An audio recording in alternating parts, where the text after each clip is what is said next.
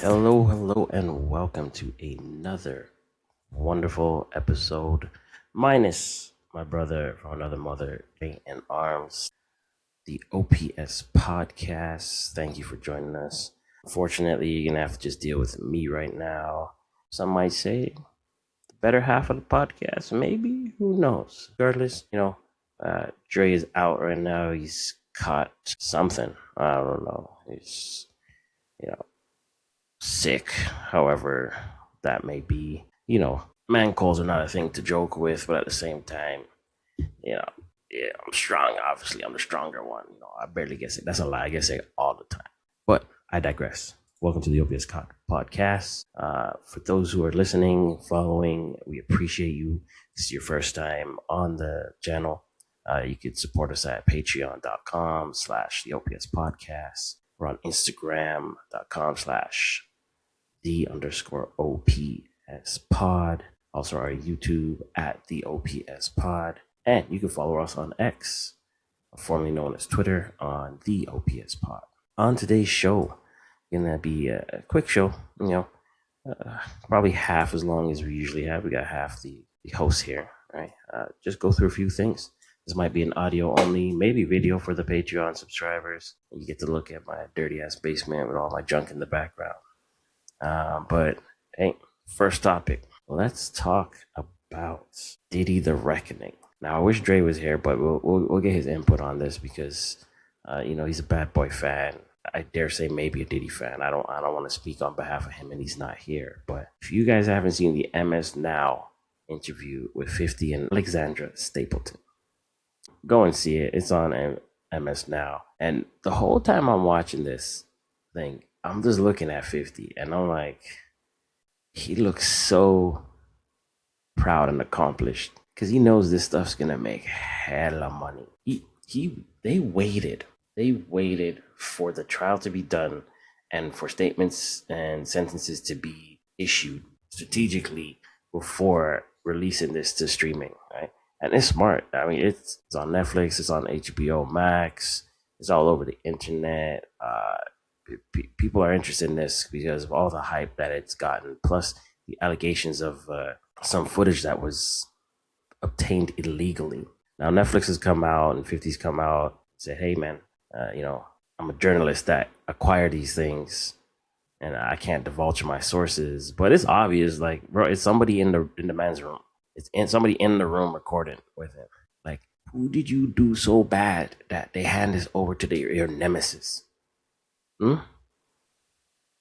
Like everybody just ain't after somebody for no reason. Like this is warranted in some case. Like there has like nobody can people really hate people to this level in real life? Huh? I know there can be people who are as horrible and as vile, even viler, right? Like, am I gonna compare this man to a war crime criminal that's committing genocide? No, no. But some people are taking this thing to heart. Like obviously Diddy is because he gonna spend time in jail. But some people that I know, but most are shocked to the core, blindsided by these allegations and these criminal charges. And 50's there sitting in an interview just with a smile on his face, tight ass suit, up to shoulders, because he always be having a weird posture every time he does an interview and he's wearing a suit. But my man looks very, very satisfied with himself on the success of this documentary. And if you go and watch the interview and you look at Alexandra, she answers the questions very well. She has that political toe the middle line answer for a lot of these things. MS Now could have done a little bit better, uh, at poking at the stuff. But hey, who am I to say? We're gonna give Drae a little bit work to do. We're gonna splice in some conversations and some stuff, some little clips, right?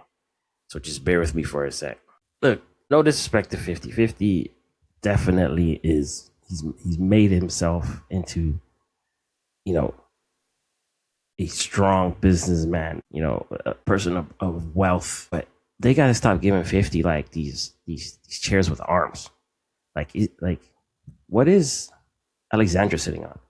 She don't have no like they should have flipped chairs with this dude. He always look uncomfortable. He does. He always looks uncomfortable. Like he needs to relax his shoulders a bit. But listen to this guy. Listen to along the way and is now. It's always going to be good. Great for ratings. There we go. You can't tell me they didn't wait. You can't tell me they didn't wait. They waited. They waited for the most oomph.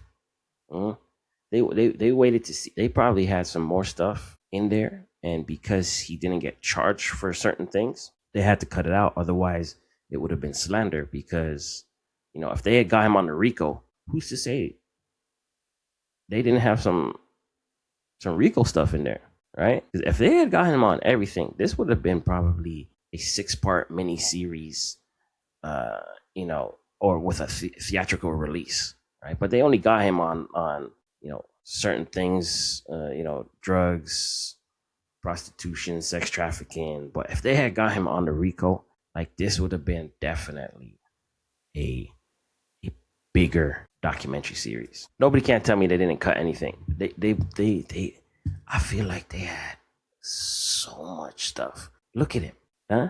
Like, he's story, and you could just tell it with all the public material. You go further, you've gotten your hands on some extra new material people are going to see for the first time, including this video. Any journal, this is how did he get it? Got it, but it is Sean Diddy Combs in the heat of this, right before the arrest for the trial we just discussed. He's got to vet his team. In private moments, talking to his lawyer, cameras running. Let's take a look. Shenanigans out there for this to happen.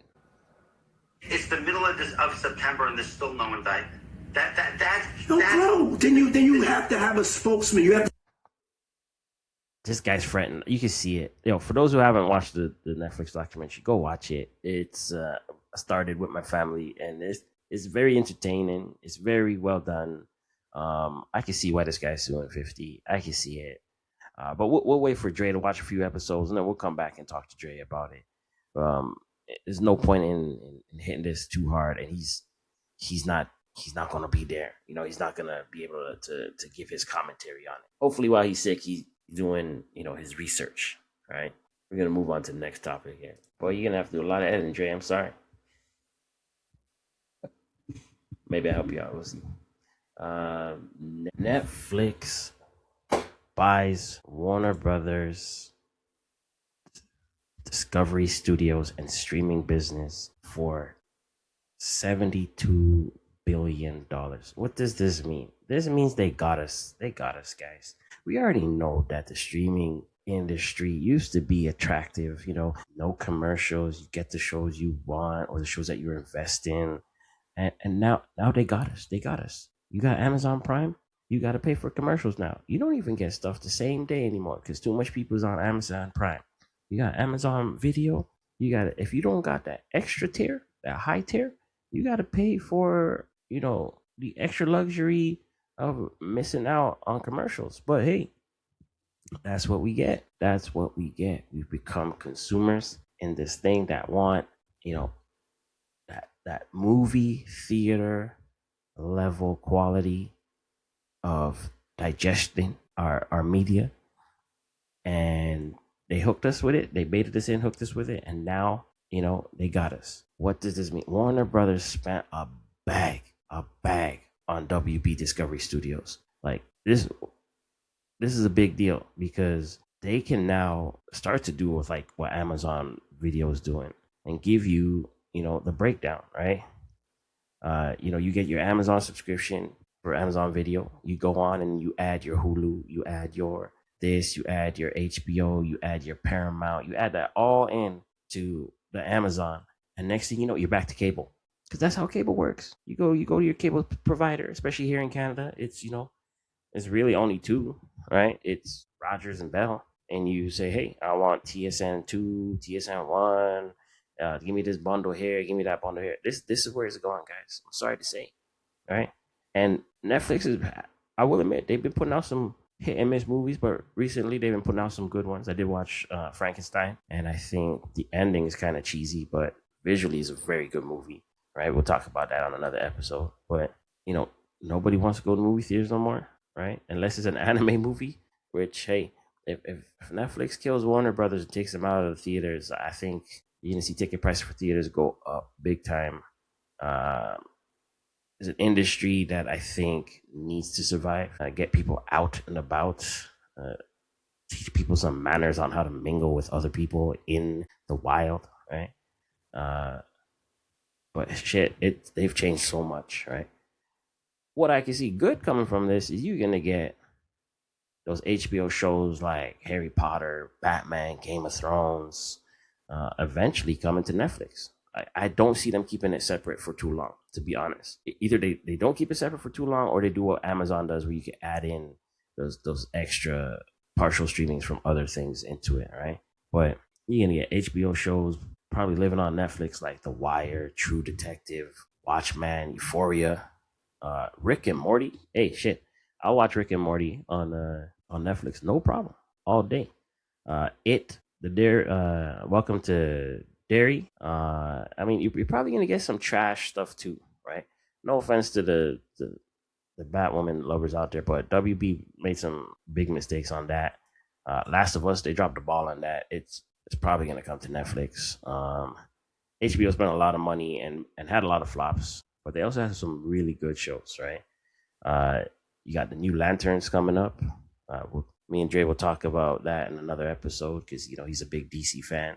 New Harry Potter, where they race swap a bunch of people and redo the world. I don't know why they got to do it like that, but hey, it is what it is.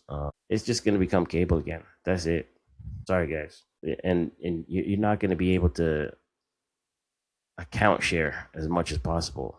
For those of you who all on the same Netflix account, using it in different, regions of the world and households, especially HBO. HBO had like account sharing stuff with it, but Netflix is gonna squash that.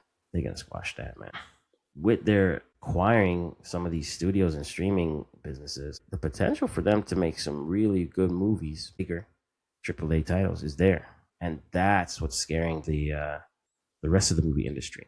Netflix has some really good stuff, right? The Extraction. There's a whole bunch of stuff that Netflix made that was really good movies that I would go and watch them in a movie theater, but why? It's the comfort of my home. I get to sit in my pajamas, pop some popcorn that didn't cost me $21, drink some pop, enjoy with my family, pause it. If I need to get up to go pee, I'm not going to miss nothing. It's this consumerism that they've given us the illusion of option, of choice and control, that deals like this sound good on the surface, but have a big potential to screw us up over later on. Tell me what you think. Leave a comment, leave a like. What HBO shows would you want to see on Netflix, or what upcoming HBO shows you think they should just cut, or they should put that Netflix spin on it, right? I feel like if Netflix took over the new Harry Potter, I think they would remove a lot of the in-your-face wokeism that seems to be attached with the new Harry Potter, and make it probably better. That's just my opinion, right? But we'll see. You guys let us know. Again, this is a short episode because we're missing half of the crew here. I'm a little less controversial than Drae. I actually feed off of his controversy. But hey, we'll see. Yes. Hello to the show and happy holidays for those who celebrate.